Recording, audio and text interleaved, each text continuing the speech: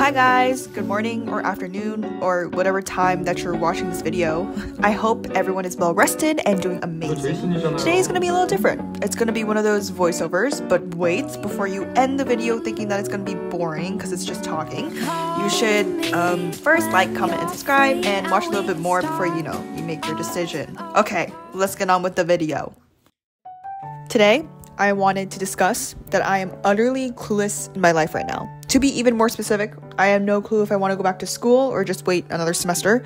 I have no clue what major I want to do, and I have no clue how I should structure my YouTube videos. Literally, each YouTube video is a different style and like a different genre. It's been rough. To keep me busy, I've just been eating food with my family. I went to Songgak, which is a gopchang place in LA, and it has the juiciest jjajang I've ever tasted. It's better than gopchang story in New York City in my opinion, but to be honest, Songgak and gopchang story have different types of seasoning, so you can't really compare them, and I have no idea why I'm comparing them, but anyways. However, they are missing lettuce wraps, which is a little unfortunate, but besides that, food has been good, and unfortunately, I'm still not physically healthy, but we don't have to talk about that. I mean, like, it's low-key kind of dark. Lately, I've been going to the market. Definitely not often. Honestly, I go because I crave yogurt bowls in the morning. So I need to keep my fridge stocked up with Greek yogurt, blueberries, and strawberries. They ran out of Greek yogurt! But that's besides the point. My parents and I go to the market just so that we can get out of the house, because home is a place that makes us think about our life choices, our futures, our worries. Oh, and Trader Joe's chocolate mini cones are like literally the best mini desserts after any meal, so I highly recommend. Also, I've been watching Korean movies at CGV in Button Park with my mom every Tuesday. But that wasn't even because I wanted space to give my mind a break. I went because I actually really enjoy movies, as you guys all know. And they had a discount on Tuesdays for all movies at CGV. Only $6 per ticket, which is literally insane and an absolute deal. Oh, and I watched this movie in particular because Nam Seok is in this one. So... 저 제이슨이잖아요. 응? 이 프레디래. 제이슨. 응? 응? So, I've been just living and hanging out with my family with a bunch of random thoughts scattered in my head. Many people say that journaling helps organize and clear your thoughts, which makes sense because you're literally writing things down and visualizing them. But at the end of each log, I always come down to these questions. What do I want to do? What are my interests? And how do I make my interests into a reality? And that definitely made me the most annoying person in my current 3-person household. I kept asking my parents what I should do, what I should major in, whether I should go back to school or not. But how can they decide when they aren't me?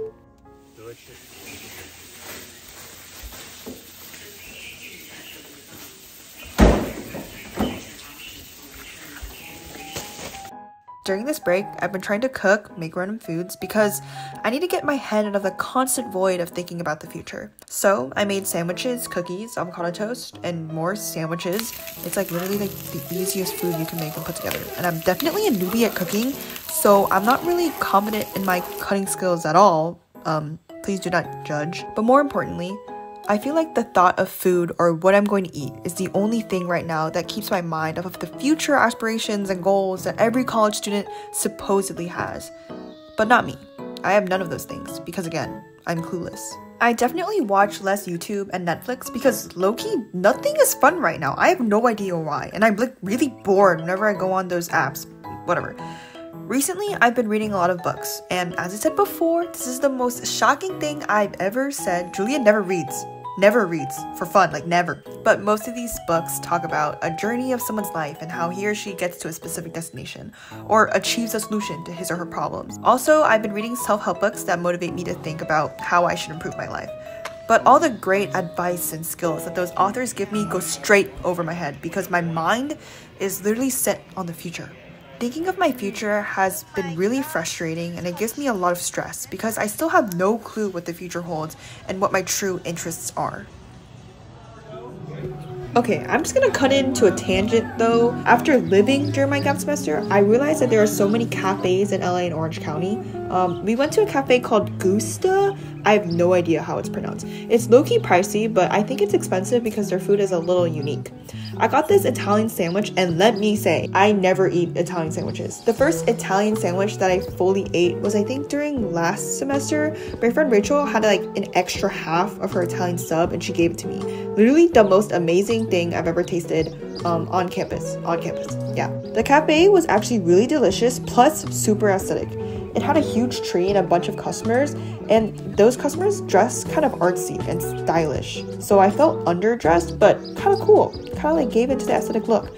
They also had a store. Low-key gave me Anthropology vibes, just by the way it was like set up, but obviously the products were a lot different. They had a lot of vintage clothing, as well as dishes, plates, and cups. It had sort of like a Japanese type of feel.